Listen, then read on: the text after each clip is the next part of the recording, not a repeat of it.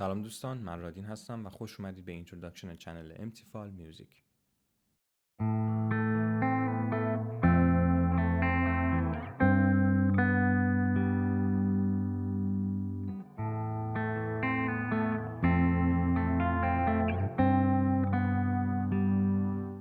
همینطور که گفتم اسم من رادینه. من متولد سال 1382 از شهر رشت هستم و حدود 5 ساله که خیلی حرفه‌ای توی کار پروداکشن موزیک در حال فعالیتم.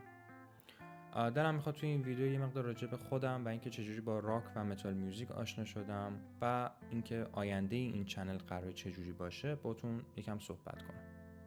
حدود 5-6 سال پیش من در یک حرکت کاملا انتحاری و کاملا یهویی تصمیم گرفتم برم و کلاس کنگ فو ثبت نام کنم و این کارم کردم. اگه دقیق تر بخوام بگم وینگ چان این بالا میاد، اینجا میاد. و حالا من تو این کلاس با یه آقای آشنا شدم به اسم داریوش. این داریوش قصه ما منو با کهکشان و مرداب و سیاهچاله راک و متال میوزیک آشنا کرد در واقع.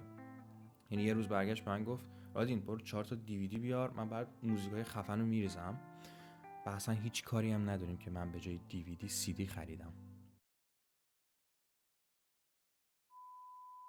خلاصه داریوش من رو با کهکشان راک و متال میوزیک آشنا کرد. اینجا کهکشان راک و متال میوزیک بود بای دی وی. و حالا اون تهمه‌ام یه هول منو داد و انداخت منو داخل سیاهچاله راک و متال میوزیک. تو این چنل قرار ما کاورهای موزیک های مختلفی که من براتون اجرا میکنم، اورجینال میوزیک هایی که من میسازمشون، یعنی موزیک های خودم رو براتون به اشتراک بذارم، میوزیک ویدیوهای خودم رو، شاید بخوایم ریاکت بریم به موزیک های دیگران و حتی شاید هم در آینده اگر فرصت بشه، چرا که نه، یه چند تا ولاگ راجع به موزیک و حالا میوزیک استورهای مختلف اگه بشه براتون بگیرم.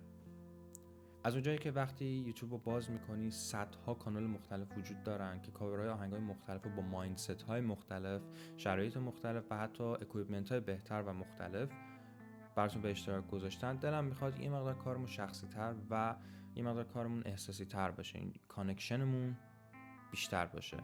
و اینه که تصمیم گرفتم قبل از هر کاور یه مونولوگ کوتاهی داشته باشیم.